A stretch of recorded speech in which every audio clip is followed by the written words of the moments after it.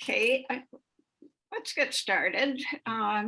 Welcome all, new and old members both.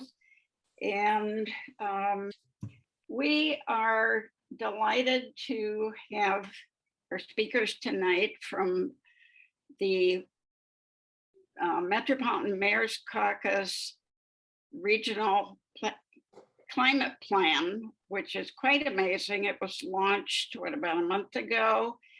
And Edith Makra, who is a trained climate reality leader, was one of two co-authors of that. And along with her, we had, if you're wondering if the names are different, we had planned to have Mayor Kevin Burns from Geneva, and he had an important meeting with some mayors to try to get their endorsement of the plan. So we're delighted to have Kim Stone, who we know well, been involved in a couple of our projects. And Kim is a longtime councilman in Highland Park. And then we also have Cheryl Scott from the Metropolitan Mayor's Conference.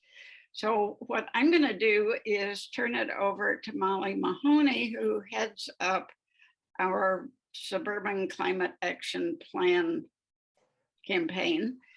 And Molly will be our moderator. We'll introduce the speakers and then take your questions, which you can put in the chat. Yeah. Hi, everyone. As Cynthia said, my name is Molly Mahoney, and I co-lead with Chris Murphy the Suburban Climate Action Group, also known as SCAP. We meet on the second Wednesday of every month to discuss climate action plans and various initiatives going on within our respective municipalities. Our goal is to create a roadmap for communities without any sort of climate action plan or environmental group, as well as work on education of councils and boards through presentations. I'll put my email in the comments, so if any of you have any interest in joining, that would be great. And given the nature of our group, I've been asked to facilitate this meeting today. Many of you are familiar with the 2021 Climate Action Plan for the Chicago region that launched this summer. Tonight, we are lucky to have a panel of very impressive women to discuss the plan, and hopefully we'll have time to answer some questions. Edith Makra directs sustainability initiatives for the Chicago Metropolitan Mayor's Caucus and was lead author on the regional climate plan. She also developed the Greenest Regions Compact, which many of your communities have signed with sustainability pledges. 136 communities are in that right now. Previously, she was Mayor Daley's first environmental advisor and was trained as a climate reality leader in 2017. Woo! Cheryl Scott is the sustainability specialist at the Metropolitan Mayor's Caucus and works on a variety of sustainability projects, such as the creation of an EV readiness checklist and managing the caucus's residential community solar program, to name a few. Before starting at the caucus, she worked in local government for 8 years, and this past year became a climate reality leader. And Kim Stone has served as a council member for the city of Highland Park since 2013 and has over 20 years of environmental and management experience. Kim has served on the National Advisory Board of the Union of Citizens since 2005, the Board of Community Partners for Affordable Housing since 2014, and co-chairs Go Green Illinois. So I'll let Edith take the presentation away. And if you guys have any questions as the presentation goes, put it in the comments. My plan is to write them down as we go. And hopefully, if it's not overboarded, I'll just start from the beginning and work my way down. Okay. So, and set up.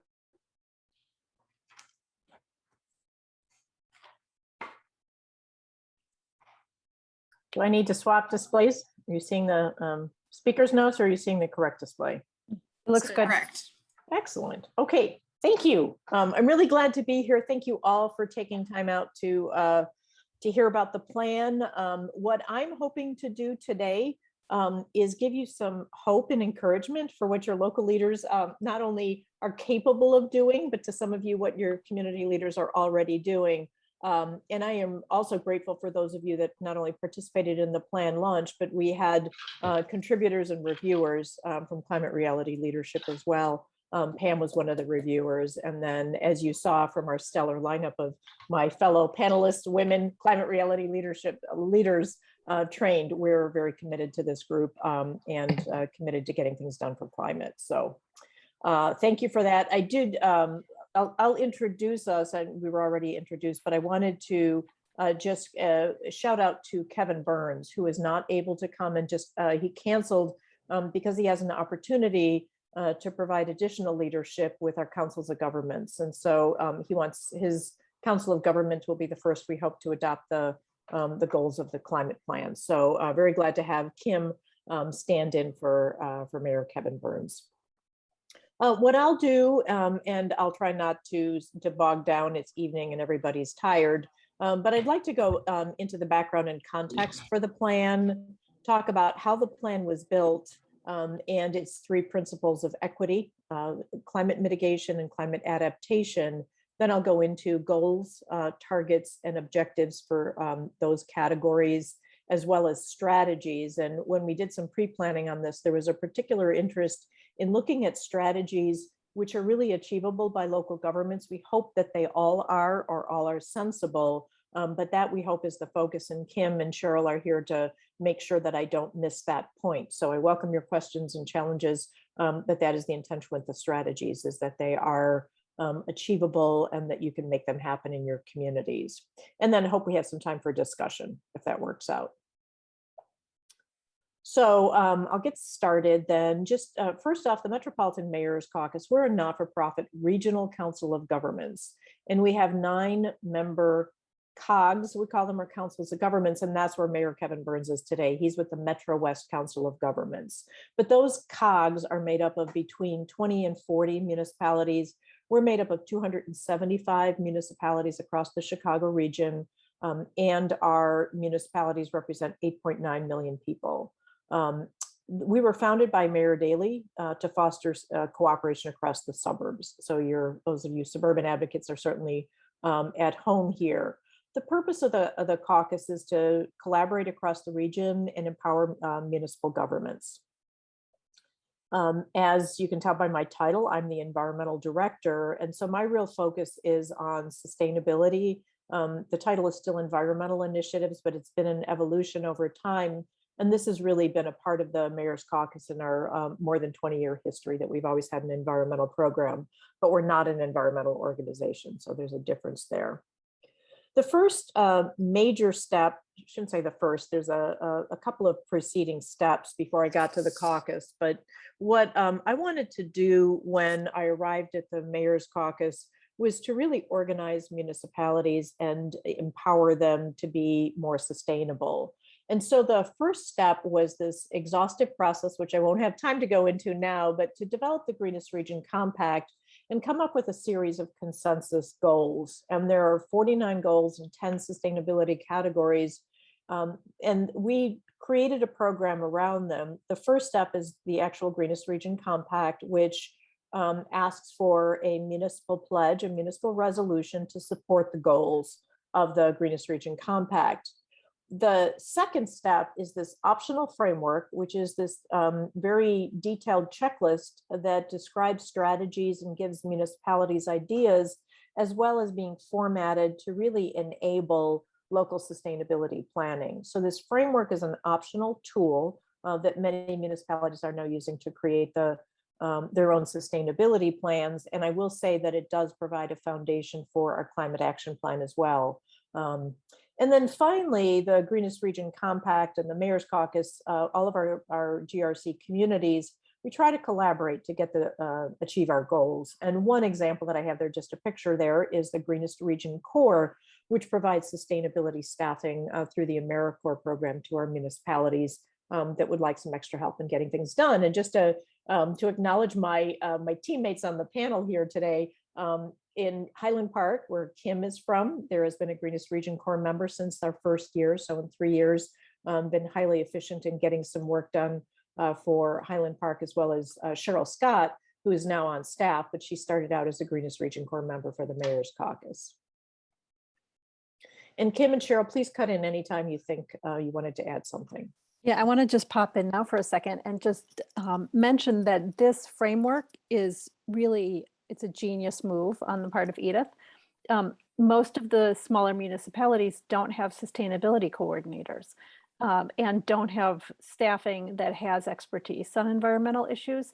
So having this checklist enables us to take action on environmental issues and to know what's the most impactful, and have kind of this framework and this checklist that we can use without having a specific staff person devoted to it.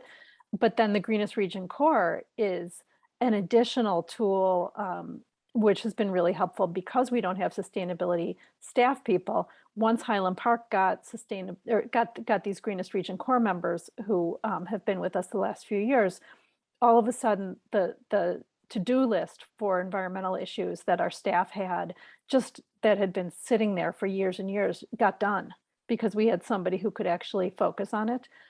So these are some tools that have been really helpful for smaller municipalities. Nobody thinks of the combined impact that we can all have working together. People think of the larger cities. And just to Kim's point, that framework, and I only gave you one little snip of what the page looks like there, but it's an exhaustive list of actions. They're sensible and they're really derived from what we know municipalities can do. And my favorite response is when someone, a village manager or mayor hands it back to me and says, well, Edith, we've already done a lot of things on here. And that's the point, is to recognize what sustainability is and really provide some self-assessment for communities. So it's a great first step. But I will acknowledge, as I move into talking about the Climate Action Plan, is that the Greenest Region Compact, which was created and launched in 2016, is about sustainability. And it includes climate action, but it's not a climate action plan. So that's the difference. This is a great entry for municipalities, and we've really built a lot of momentum around it. But there is certainly, as you are well aware, a real need for us to step up on climate, and that's what we hope we did with the plan. So next, with this giant collaborative that we have, and enthusiastic and excited and empowered local leaders, as Kim mentioned, a lot of the resources for climate action planning were going to the larger cities. So Chicago got a lot of resources from philanthropic communities, as did globally. There was a focus on large cities. And Kim actually went with me to chase down at the Global Climate Action Summit in San Francisco. I took a mayor with me as well. We were really wanting to make noise and say, wait, look at us as a region. And so we were starting to make noise when it's actually the European Union decided that there would be more of a focus on regional climate planning. And the reason that I have these two maps side by side, if you look at the map of the world and the one that's under the Global Covenants of Mayors for Climate and Energy, these are all the GCOM is the acronym there, cities around the world by population that are pledged to report to the Global Covenant of Mayors. The yellow that you see there in Europe are regional climate planning efforts. And so the European Union decided to find partners to work on this in the US, and we competed and were selected as one of 4 pilot projects to do this in the US. And it won't get into too much details there. We've had a little bit of change in terms of not every organization that was part of this pilot project finished, but we are the 3rd regional climate action plan to be completed in the US under the mentorship of the European Union. So how the plan is built then, let's move into that right away. It's quite an endeavor, as you can imagine. So we started out with some help from CMAP, used a lot of Chicago Metropolitan Agency for Planning. If you're not familiar with it, it's the regional planning agency. And we relied on them a lot for data, and they were strong partners in this. It was actually a couple of months into the project that me feeling very insecure about the climate adaptation piece of this, that I was able to recruit assistance from the US Climate Resilience Toolkit, which is a program of NOAA, so the National Oceanic and Atmospheric Agency, was a very strong co-author partner in this and did all the graphic design, as well as a lot of the work with the data and the mapping for the climate action plan. But with those agency partners, then we did a lot of work to learn about climate action planning and to engage participants as best we can. Now, we did launch this project in November of 2019, and we all know what happened in 2020. So much of our engagement was online. But during that time, we still were able to get 175 organizations involved. 53 of those were municipalities. And through a series of workshops, both in person and online, we engaged 270 stakeholders. We looked at just a whole host of climate action plans that are already in existence and analyzed them in the same way that we worked on the Greenest Region Compact, and held 7 workshops, both online and in person. So fundamentally, how the climate action plan is built, it's based on a greenhouse gas inventory. And to those of you looking into doing this for your own communities, this is the very first step for climate mitigation, is where are you? And the greenhouse gas inventory looks at energy data and sorts it into buckets or sectors. And so if you're looking at this, this is further broken down. If the bar chart is further broken down, separating out electricity and natural gas. But if you look at the pie chart for simplicity, note that the largest contributor for greenhouse gas emissions in our region comes from what's called stationary energy. And that includes everything that is used in buildings. So power generation is included in this. And everything having to do with building energy is really the biggest area that we have to reduce greenhouse gas emissions. And you'll often hear other citations that say nationally it's transportation, statewide it's transportation. It may be, but really in our region, it's the stationary energy that's the target area. And in part, or in a very large part, that's because of our northern climate. So we have very high heating costs, pretty much primarily is where this comes from. We do have cleaner electricity than you think. We actually had a review from Commonwealth Edison that reminded us that 60% of our energy in the region is already clean. We have lots more work to do, of course, but this is an area, just for background, it's stationary energy. I do want to point out, because I know this group is very passionate about waste, and thank you for the zero waste comments at the beginning. Waste and water is a part of greenhouse gas emissions, but it's a small part. So it's not that it's not important, it's just a small contributor. So waste and water utilization is lumped together there. So those are the 3 major buckets: stationary energy, transportation energy, and waste and water. And Edith, I just put a link in the chat to let people know that because we found that residential buildings were a significant contributor to greenhouse gases, we created a residential energy webpage in which municipalities can download snippets of information that they can then pass along to residents. So if you'd like to see some energy saving programs that you can benefit from and tell your neighbors about them, I've provided the link in the chat. Excellent, thank you. And that's just a hint of this, what we're hoping are simple, straightforward strategies for municipalities. So the other major foundation for the climate action plan has to do with climate risk and vulnerability, because the plan is, adaptation and mitigation. So who might be impacted and what are the climate related hazards and threats that we're going to see as a region? This is based on climate science regional assessments. And then we also had an engagement piece where we got perceptions from the participants in the workshop about the threats that they were facing in their region. This also is climate mapping that was done by CMAP. So that map there shows where the heat vulnerabilities were. And this is a good place to say that, of course, equity underpins the plan, because most of the climate risks are going to be felt first and worst by the most vulnerable populations and residents. You can see Chicago, of course, in the south side of Chicago is most impacted by heat islands, for example, on that map. So putting it all together at a very high level, the plan then is based in mitigation, so reducing greenhouse gas emissions. adapting to climate impacts that we're already feeling and anticipate having to deal with for decades to come.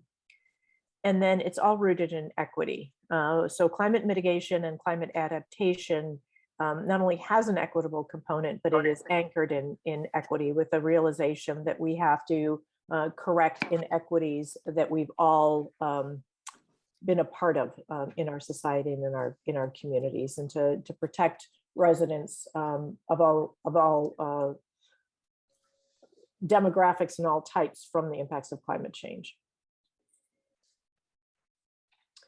The other tenet of the plan is that this is really tailored for municipal action. So we're a regional council of governments, and the entire focus of the plan is around what municipalities can do. So there are three major levers, is what we call them, things that municipalities can do, and it's the way they act. So first off is leading. And what this means is that municipalities can lead by example or change their own operations and decisions to have an impact on climate. The other major category is encourage. And if you think of encouraging, this is asking others to take action. And municipalities, as Cheryl hinted at with the regional or with the residential energy, encouraging may be encouraging constituents to take climate action, whether it's mitigation or adaptation, or it might be advocacy with other agencies. And that's the kind of thing that Kim is doing with asking the Regional Transit Agency to make smarter decisions. But municipalities have a role and a voice, and that needs to be expressed to encourage climate action. And then finally, enact. This one's super straightforward, but municipalities can change codes and policies, develop plans that are climate smart. They also can advocate for other organizations to enact codes and policies, and we'll talk about that as we look at some of the strategies. So that's the whole framing of the climate action plan, is around municipal action, and how then municipalities can use the CAP. So first off, this is the work done across the region so that municipalities can understand we have a climate crisis, and they understand their role, that they need to take action, and they need to take action now. We set the science-based targets and goals regionally. So the analysis was done for climate action, climate mitigation regionally, and we set these higher level regional goals. But all of the strategies are tailored to help municipalities jump into action right away.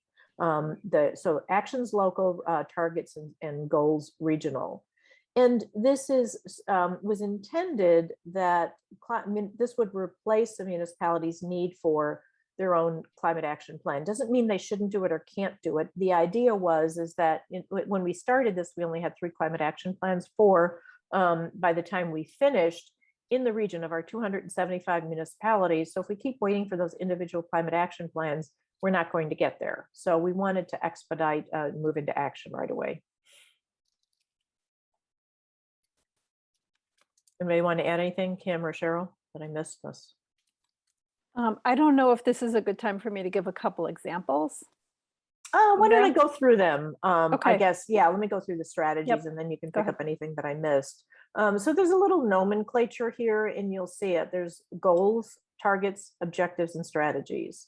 And I'm going to start with the mitigation section. And just a reminder that mitigation is about reducing emissions. And I wanted to use this chart from the climate action plan.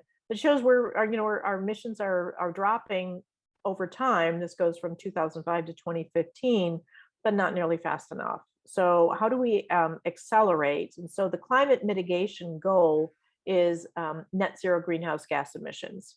That is our goal. The science-based targets for which we've done modeling are time-bound. And based on 2005 inventory, this is where we're basing our targets on, we are looking for a 50% reduction in greenhouse gas emissions by 2030 with an interim target there. I don't need to read that, but we can model and can set a target of at least 80% emissions reductions by the year 2050. And this next chart I'm going to show you. So I'm sorry, here's the objectives, mitigation objectives, and I'll go through most of them. But these are tied to, in fact, there's 8 of them, and I'm going to give you a minute to read them because I'll explain some of them. But the objectives then are how we categorize the strategies. And if I can show you the wedge graph, which I know Kim isn't crazy about, but I'm going to try to explain this to you. And this is why there's a difference between a target and a goal. Can you see my mouse? If I scooch over that, you can see the mouse moving there. Yeah. So Yes. this is a wedge graph. And so right now, this is based on 2015, our current inventory. 2015 emissions are right here on this y-axis here. And if we do nothing, and we factor in population growth, our emissions are going to continue to rise through 2050. And so the wedges represent the pieces of the pie that we need to cut out to get to our target. And our goal down here is net zero. So we want zero emissions by the year 2050. But the reason for this gap is because our models showed in all of these categories, building energy, we should this is an important category, and we can reduce the emissions this much. Oops, I don't want to go that far. The blue category, decarbonized energy sources. This is building energy, power generation. That's the biggest category. So that's where most of our efforts should be placed. Transportation, decarbonized transportation is in blue there. That's an important category too. And I'm going to get into some of the teeny ones as we get in time, as we go through this. But the reason that we have this needed innovation is because the models that we use based on very specific strategies and the tools that were given to us by Global Covenant of Mayors, we had assistance from a engineering firm that helped us model everything. We couldn't get our models to push us down to net zero emissions. So it is, for the region, it is not something that we can get to without additional technologies and innovation, and I will say better models. So we still want to get there. We just can't base our models on getting there, if you understand the difference. Does anybody have any questions on that modeling?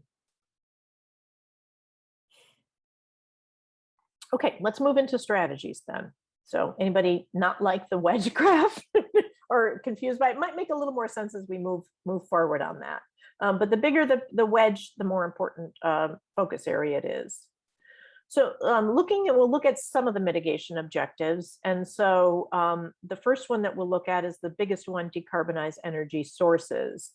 And that, again, here's our wedge model with specific targets on what needs to get reduced to get us to the 80% reduction. Remember, on this pie graph is that business as usual at the top and our target at the baseline. We actually show we can exceed the baseline a little bit. And what can a municipality do when it comes to power generation? This isn't really our bailiwick. So this is, while it's the largest area that we should focus on, it's the one where we don't have a ton of control over because we're not in charge. So the strategies are framed around what you can do, what our members can do, local governments, to change the mix of energy. And the most impactful way that we came up with, and this is a good time for me to describe the chart. So this is a page from the Climate Action Plan that shows what the strategy is. The municipal role, you see our little icons there, is to encourage, and then more details here about the nature of the strategy. And I won't spend a lot of time on it, but the thing that a municipality should look at, and that we discussed when we were planning this, was to look for strategies that are low cost and low effort, but also high greenhouse gas emissions reduction potential. So we're looking for high in the GHG column, low in the cost column, and low in the effort column. So this one, ignore what I just said about high impact there, because this enabling strategy for the one that I have circled, or enabling potential, has more to do with how things are captured and modeled. But let's focus on this particular strategy, understanding that it's in the context of this overall mitigation objective. And so the objective is to decarbonize energy sources.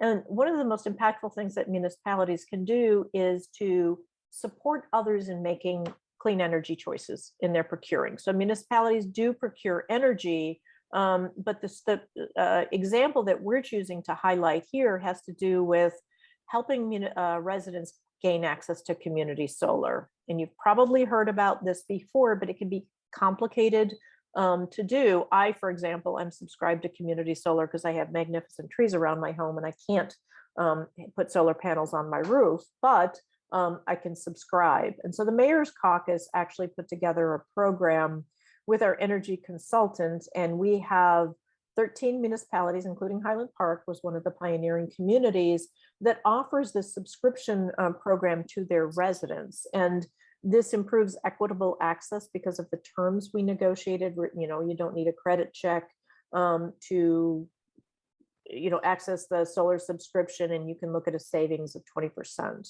And so I encourage you to check that out if your municipality is not yet participating in it. There's no cost to municipalities, and it's something that we've worked through the kinks in terms of how to make this available. So that's a straightforward strategy. Another one that we'll talk about, because we promised some sensible ones here, is implement clean energy policies. And while this relates to building energy, I pulled it out because it's such an important one for local governments to do. And so the wedge here is not enormous, but within the sort of the toolkit for municipalities, this is one where we feel we have some impact. So there's two examples here that I want to talk about. And again, the cost is pretty moderate. The effort required is sort of a modest one there too. But the first example is support robust and building energy conservation codes to optimize energy efficiency. And then the second one is adapt zoning codes and streamline development processes to accelerate investment in solar and other renewable energy systems. So looking at those a little bit more in detail, and Kim and Cheryl and I all share a strong interest in this rather geeky area of activity that the National Renewable Energy Lab said is one of the most impactful things that municipalities can take in terms of policies for greenhouse gas emissions. And in part, it's because once buildings are built, they're there for a really long time. And the investments that you make up front and the investments that you require last a really long time. So we had, this wasn't our idea, but we're not afraid to jump on a good idea, the International Energy Conservation Code, which is really geeky because we're not really too much involved in it. You didn't know it was out there, but it's international codes that are set, and these are something states adopt and then municipalities adopt. So we were part of an effort to get out the vote and exercise the municipal vote in saying we want stronger codes. And so this picture is of Kevin Burns, who is our representative, the only mayor ever to speak to the IECC National Conference, and due in part to this effort and this get out the vote, which Kim was very aggressive on, and with the Go Green, we realized residential energy efficiency improvements of 10%, and this is over a 3-year code cycle. So Kim, do you want to add anything to that? I do. Let me just give a quick example of some of the impact that we had with this. So before we got involved, apparently the only people who voted were developers and realtor associations. And their main goal was to try and build as cheaply as possible. So when energy standards were tightened for things like air conditioners and furnaces, they thought that perhaps we could reduce the amount of insulation required. And it was kind of, you know, our goal is to get to net zero for buildings, and their goal is to just build as cheaply as possible. So they really had no interest in the energy efficiency provisions. So we were able to get a lot of municipalities to vote. They all had a right to, had in past tense, a right to vote on code changes. And so they were able to overrule these developers on most of the provisions, so that there are now stronger provisions and stronger requirements for energy efficiency for buildings going forward. Unfortunately, because there was so much voting, there was a backlash similar to what's going on at the national level at the International Energy Conservation Code, and they have now eliminated voting from their process. So we're going to have to work harder to try and find other ways to influence the codes going forward. Cheryl, do you want to add anything? Because you're now working with the Illinois Advisory Council on Codes. Well, yeah, so going along with what Councilwoman Stone said about how we have to work harder now, we're attending the meetings, we've submitted proposed amendments, and we're just having to get involved by sitting on the committee meetings versus having governmental members vote.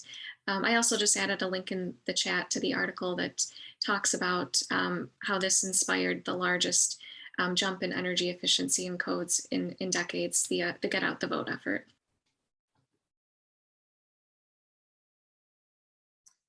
And it's Okay. a pretty easy way to make progress because people are often not looking at energy efficiency when they're buying a home, and it's not something that's going to cost a whole lot more upfront. It's an incremental additional cost when you're doing the building, but retrofitting later is a lot more expensive.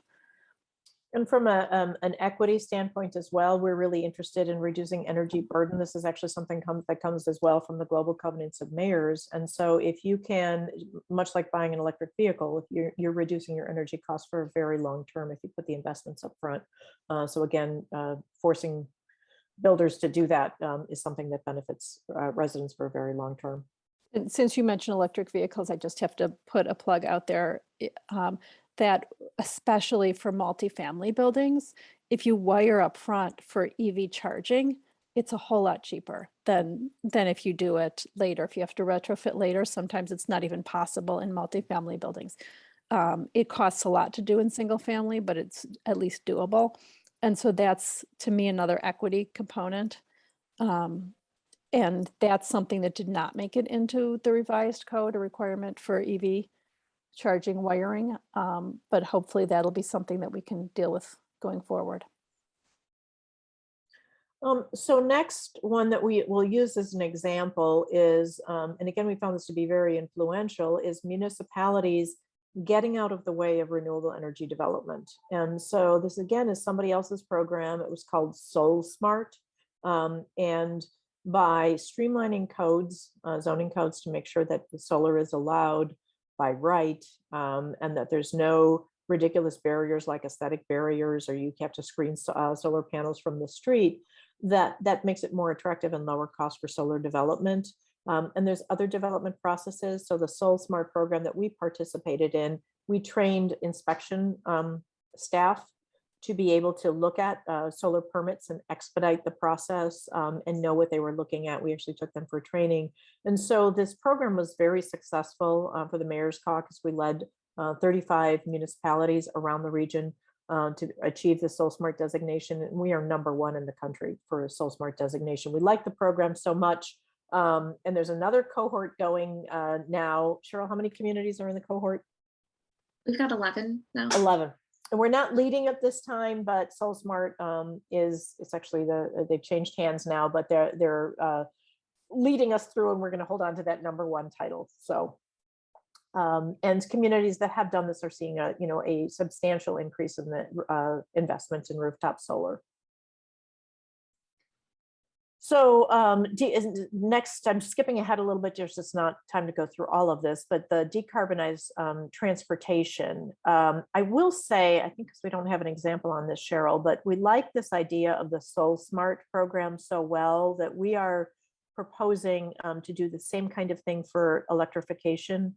So we've got a program that's under development now. We're hoping for funding called EV Ready, which would help municipalities adopt codes, policies, permitting processes, get training, think through parking policies, so that when electrification occurs, which is coming really fast, that municipalities are ready, and they're ready for the investment that might come with a lot of funding, like we've heard in CEJA for electric vehicle infrastructure. So the next example that I have for a mitigation objective is on decarbonized transportation. And there's a difference, reduced vehicle miles traveled. Actually, was that? Oh, there it is. I apologize. Cheryl worked on these slides with me and I missed one here. So this create accessible and reliable networks of electric vehicle chargers is indeed that EV Ready program that we're talking about. And we're really excited about the opportunity, just the role of municipalities in building out accessibility to all for electric vehicle charging. But this is something that people can do now, municipalities, before these tools are fully developed. every time a new building is built in Highland Park, a multifamily building, I ask the developer at a public meeting if they will put in wiring or EV charging stations in their garage. They always say yes if you ask them in public. But if it happens later, you can't retrofit it later. That the same thing with parking lots. We've redone a couple of parking lots in Highland Park, public parking lots, and we've wired those for EV charging so that once we have funding available, we can just get the stations installed, pull the wires, no big deal. But if we had to put that conduit in later, once the pavement's down, it's very expensive. Cheryl, do you want to comment on the status of EV Ready? Because there's also some resources that we have. Yeah, so I put a link in the chat to our Becoming EV Ready page. And in the first phase, we created an EV readiness checklist that municipalities can use to go through the steps. And right now we're working on phase 2, where we would actually walk the communities through the steps and we would build out resources for them. We're hoping that that will be funded soon, and that way we can move 30 communities through the program and they can become EV ready. So the next objective is reduce vehicle miles traveled. And the difference between decarbonized transportation, that's cleaner fuels, reduce vehicle miles traveled is really drive less. So there's the nuance there. And I know there's a little jargony there. But this is a small wedge again, but this is get out of cars and find alternate transportation. Some of these have a lot of overlap with climate adaptation. So having active transportation helps build resilience as well. But getting out of vehicles, the example that we like, and this again is a sensible strategy that municipalities can do at low cost, low effort, and that's to encourage walking, biking, and transit use through different types of incentives and collaborative programs. And the example that I will use, we found this as we were launching our climate action plan and giving talking points to Mayor Kevin Burns, and we found out that and I know because I looked at a home in Geneva and working downtown, I knew that there was a 2-year wait to get into their metro station, to get a parking spot at their metro station. So they have the 13th or 14th busiest metro station in the region, and that's great. You want people to be able to use it, but if you can't get a parking space there, their solution, and they have a bike commission that worked on this, is they created resources, including maps, this brochure, incentives to help people get to metro using bikes or walking. So again, a simple strategy that municipalities can do. So now let's move into some beloved strategies that have lower impact, at least in terms of climate mitigation, but again, lots of climate adaptation benefits here. This is my personal passion. Some of you may know I have a forestry background. And then so this sustains ecosystems to sequester carbon. Again, it's jargony. But this is, and you can see the tiny little wedge here. This also a tiny little wedge for mitigation from having plants in ecosystems. It's difficult to model. So this is an area where we need more work done. But this was research done by the US Forest Service, actually back when I was involved many years ago. And the strong focus there is on planting trees. And I know that's important to climate reality leadership as well. So not only planting trees to sustain the urban forest, but helping residents take care of trees is a strategy. This also has strong benefits for creating accessible routes for active transportation in your community and helping to keep buildings cooler and helping with stormwater and extreme weather events. So another area which is beloved, but a very small impact in terms of climate mitigation is this area of waste and water, which is lumped together. So this is just 3% of our emissions, but that doesn't mean, again, it's only about mitigation. There's lots of other reasons that we want to increase the volume of waste that is recycled and composted. From a pure emission standpoint, it really is the composting that is the most impactful. But we all know that there's just a lot of waste and opportunities to reduce single-use plastics and such. So I just wanted to point that out. This is something that a lot of municipalities, of course, are already involved in, but much more that can be done. I will say my colleagues in working in water conservation and were really upset that the water conservation and the water strategies were such a small part of the climate action plan. But in truth, most of the energy used for water has to do with pumping. So yes, water conservation helps, but not enormously. Again, many other benefits in terms of resilience as well. So with that, I'll move into resilience. Should I keep going, everybody, or do we want to stop for questions on any mitigation strategies or any other further comments? What do you think? I think maybe we like about 5-10 more minutes, and then so we have about 5-10 minutes for questions. Sure. Does that work? That works out fine. Okay, so building resilience here, adaptation is changing the way we do things and the way we cope with climate related changes. Resilience is about coming back stronger, and that phrase is around a lot, build back better. So how do you bounce back from or bounce forward from climate related hazards and come out stronger on the other side of that? So I'm going to let this slide scroll through while I talk over it.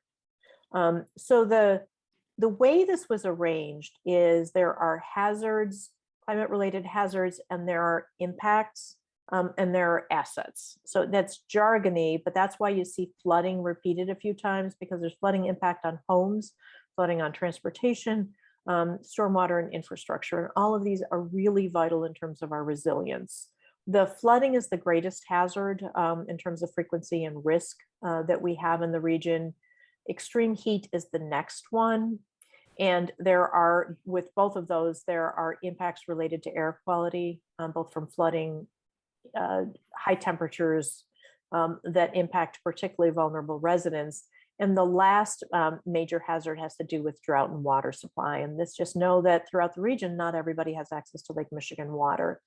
If you're not aware, Joliet is running out of its groundwater supply. So it's a very real threat in our region as well. So those are the major risks, climate related risk, and our climate adaptation goal is persistent, equitable climate adaptation. And that target is cohesive, resilient communities by the time we get to 2050.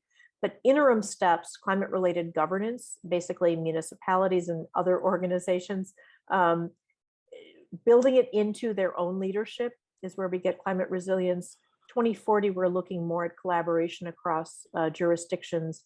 And then again, this longer term enduring persistent climate adaptation. And I only have a couple of examples here, but the objectives, and there's our straightforward for municipalities as well: engage and educate the community about climate resilience and adaptation, incorporate equity and inclusion, collaborate and build capacity, enact plans and policies focused on adaptation and resilience, and then finally the adapt operations and investments for future climate conditions.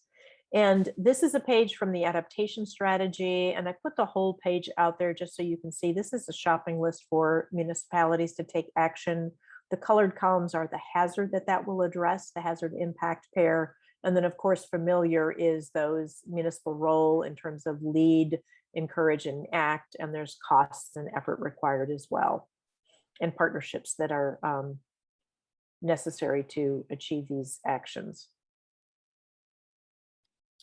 And I will focus just on a couple of these here. So I like this practical one: engage and educate the community about resilience and adaptation. Let me scroll through these, because that's one that's relatively simple and easy, low-hanging fruit, if you will. So engage and educate is just start to build this attitude of working together and collaborating to bounce forward, develop cooperation, as foster that as much as you can at a community level, and then let help residents become prepared on their own. And that's something that not unfamiliar, not out of the realm of possibility for a municipality to accomplish that, and even let the residents know about services that support their own health and wellness so that they can be personally resilient and resilient as a family or a household.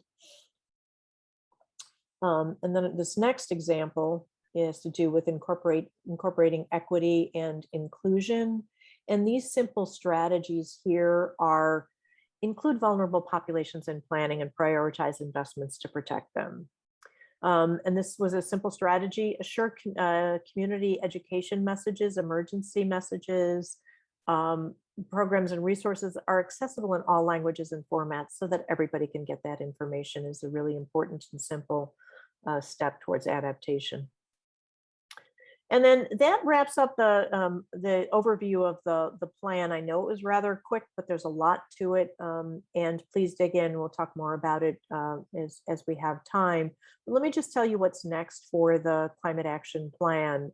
And so we're fostering partnerships right now. So as we're socializing the plan, we're really hearing from a lot of organizations. We were very surprised, for example, to hear from the Civic Federation of Chicago that is really excited to see municipalities taking the lead. So we're really right now exploring more partnerships to enable climate action at an accelerated pace. We are supporting community engagement. Just after we launched, we sent out a note to ask municipalities to pass a resolution endorsing the goals of the plan, not unlike our Greenest Region Compact, and that's something that's already underway. So just a couple of weeks into it, I think we have 6 communities that have already adopted this, and Kim will probably tell us where Highland Park's at. We endorsed it on Monday. I don't think I even told you that yet. Yay! So we have a little catching up to do, but Cheryl's keeping score, and that's a simple resolution. We sent it to all mayors and managers. So if you haven't heard from municipality, they did get the message, and that gets sent out again. And that's something you can do, is encourage them to get familiar with the plan by passing that resolution to support the goals. We are continuing regional scale implementation like our EV Ready project. Those are programs in the residential energy efficiency. We'll keep doing that. Future plans are to update the Greenest Region Compact. As I said in the beginning, it's not about climate action, but it needs to get updated to integrate with the climate action plan. And then we've had this long on the to-do list is to develop a tracking and reporting platform for municipalities to use, using the Greenest Region Compact framework, that they can take assessment of their own strategies and actions, and then be able to report meaningful metrics to their own constituents, and that we would be able to report that across the region. So we're actively fundraising for that as we speak, so that is the tool for all municipalities. But just to kind of come back to the regional level, our climate action plan, the commitment that we made as the Mayor's Caucus to the Global Covenant of Mayors requires annual reporting to the Global Covenant of Mayors with 10,000 other cities around the world. And that's it for formal presentation. So why don't we open that up, see if there's any questions or comments. Great. Does anyone have any questions? You can put them in the comments, or Edith, I have a question for you just to start it off. How are you seeing municipalities raise funds to implement some of these things, with the exception of just putting it in their budget? Right. And so, I don't want to say this is that easy. There are things that you can do that are policy oriented and that don't require an upfront investment.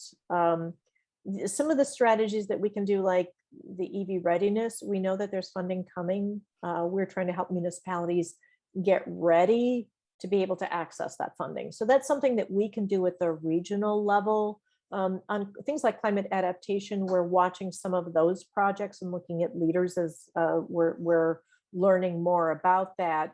And those are projects, for example, related to City of Geneva is doing a citywide drainage study, and they're mapping where they need to make investments. And those are really substantial investments. I think City of Geneva told us it's a $20 million investment to get their stormwater system up to snuff.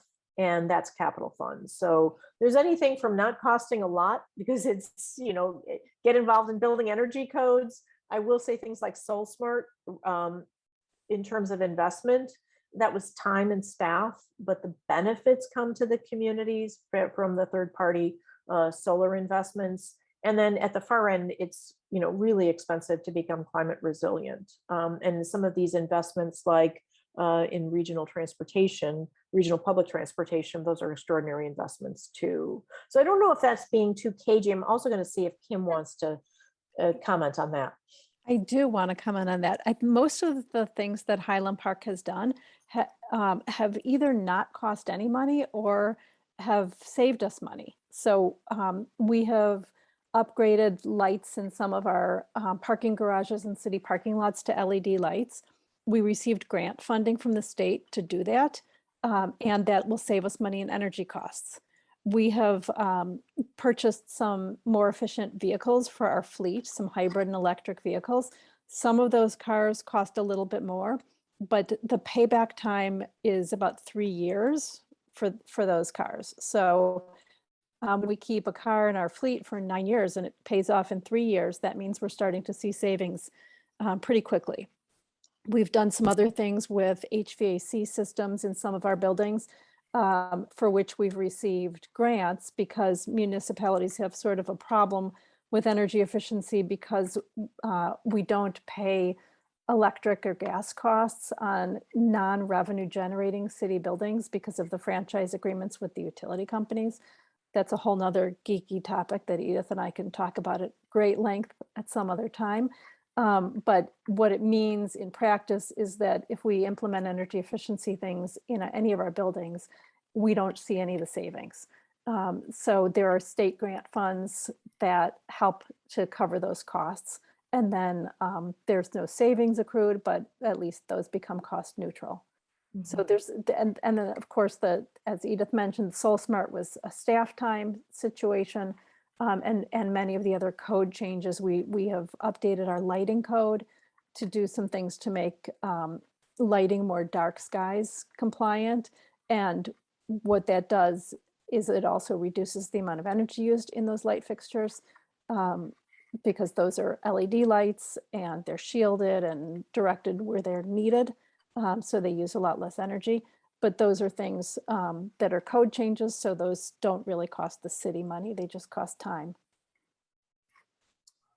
And another strategy with the Greenest Region Compact, and again, we can talk specifically about where some of the communities are finding funding.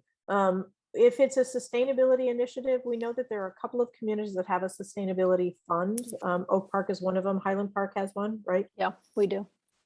Do you want to talk about where the revenue comes from on that? Sure. We've got a sustainability fund and the revenue comes from the revenue that we receive from recycling. So the recyclables that our residents put out on trash day, we get some money from our trash hauler for that. Not a lot of money, but some money. We also have a fabric recycling, a textile recycling, and a shoe recycling program here, and those all get paid by the pound, so we get money from that. And then we have the franchise agreement with our waste hauler. That money goes into the sustainability fund. So with that money, we've been able to do things like for those fleet vehicles that cost a little bit more upfront, we've paid that difference in cost out of the sustainability fund. I've proposed the idea of something like a revolving loan fund where you pay the cost of the cost difference between the less efficient and the more efficient vehicle or air conditioner or whatever it is from this fund, but then the energy savings should go back into the fund to pay for additional upgrades in the future. So that's another model that can be used. One other thing that Oak Park has done is it has a plastic bag tax that got enacted by the village trustees, and the money from the bag tax goes into the sustainability fund. And also there's some small rebate from ComEd that we get because we're somehow a home rule village. So we are able to get this ComEd money, and the two of them together generate maybe $800,000 a year. One of the most, if I can just comment and close that thought out, one of the most important strategies on the Greenest Region Compact and also on the Climate Action Plan is helping municipalities realize what sustainability and what climate action is. And so that funding, like take the SolSmart initiative, which was really exciting. we didn't have really sustainability coordinators involved in that project. We pulled from the building departments, and they were doing, permit review for solar permits, not really considered climate action. And so some of those expenditures, as Kim, talked about with fleets and such, those are departments that aren't necessarily identified as a sustainability expenditure, but that's really key to working with local governments that don't necessarily understand everything that sustainability is. Just go ahead and take the actions and make the investments. And some of those are already budgeted in other programs. It doesn't have to be sort of pulled out as doesn't have to be a sustainability fund or a climate action fund. Got it. Cynthia, time for a couple more questions? Or Does it work for you? yeah. I see there's one question in the chat, Molly, from Robin about how people can help in their own municipalities. I don't know if you were about to ask that. Yeah, I was gonna have Tim McElligott ask first, and then we can, how about we do those two ones? Yep. Tim, do you want to say it, or? So where could someone look for, I think, details such as size, cost, benefits, and payback, or success stories for community cellular projects? Do you mean community solar projects? Yes, I'm sorry. Okay. Yeah, I'm just looking for examples of things that have been done elsewhere in the area or outside the area, but where would I look, or do you already have any of that? Is it too early? No, no, it's not too early. So that's a tougher one. So the best place to start, and you're Tinley Park, correct? Yes. Tinley Park is not a Greenest Region Compact community. So I would really say the best place to start would be to take that Greenest Region Compact tool to your municipality first. Right. And there's two things that you can do. Ask them to pass the resolution, but that checklist, which can be very intimidating, keep it right here. But this checklist is, pass this around to your village manager and say, are we doing anything sustainability? And he or she might say, no, we're not. But once you give them this list, and if they come back and say, Tim, we're doing a lot of these things. And that says, I call it the zero depth pool, right? So, if I ask you to jump into sustainability or climate action, it's a little bit harder. But if you find you're already in the pool, up to your ankles or your knees, it's a little bit easier to swim further, further down. So that getting credit for things that you've already done is a really good way to start a conversation with your municipality. And I would start with the GRC. I'd be really interested to hear from this group how the climate action conversation is going with your local leaders, because I'm feeling like that it's of course getting a lot more momentum. But when I first started doing this, I found that municipalities didn't fully understand what we meant by climate action. But if climate action means promoting community solar to your residents, and that's an easy process that Cheryl put in the chat there, that municipalities can do. We've got a relationship with solar developers. They make it super easy for a municipality to put their name on a postcard, send it out to residents. It doesn't cost anything. That's something that's climate action. So those programs that we have, so the biggest ones are like Soul Smart and the community solar program, residential energy. Those are the kinds of things that we don't have as much on that. You're talking about payback. That's been a problem for us, which is why the next step on the Greenest Region Compact is to develop the reporting and tracking system. Because the only way that I know Schaumburg has had a 5,000 or more increase in rooftop solar, right? Lisa Albrecht is out there, is because I occasionally ping them with an email and saying, how many solar permits have you issued? So we don't have those tools right now to capture it very successfully in terms of the metrics, but get them started on actions that they can do, know how to do, already are doing, and keep going. Let me add two quick things to that. Don't do what Deerfield did, which is to retype the whole list. There's a version that's already an Excel spreadsheet on the website for the Greenest Region Compact. So if they want to use that checklist, they can use the spreadsheet without having to retype it. And the other thing I wanted to mention is that on the City of Highland Park website, there's actually a sustainability map. So we don't have actual data, but we have a crowdsourced map where people are able to put in when they have rain garden or solar panels or other sorts of environmentally responsible things at their home, so that people can kind of use peer pressure to influence each other, and they can go, oh, look, one of my neighbors has solar panels. Maybe I should go talk to them and consider this. And that's been a useful tool. It hasn't been pushed out enough yet, but it's a good way to kind of get people to see what's actually going on. All great advice. Thank you. I think we don't have a lot of time left in the meeting. We did want to have some breakout groups for about 15 minutes. If any of our speakers can stay and perhaps be in one of those groups, you could answer some questions, but this is to get to know each other, and you can continue discussing what you think your municipality is doing or what you'd like them to do. Yeah, that goes along with what Robin asked about what can we do in our municipality. So maybe in the breakout room that can be discussed. And to Chris's point, join us in our SCAT meeting, because that's what we're trying to do. Each of our work on what to do in our specific municipality. And when is your meeting? It's the second Wednesday of every month at 6:30. Got it. Okay, thank you, leaders, for a wonderful presentation. I wish we had lots of time for questions, but I think in the interest of keeping to our schedule,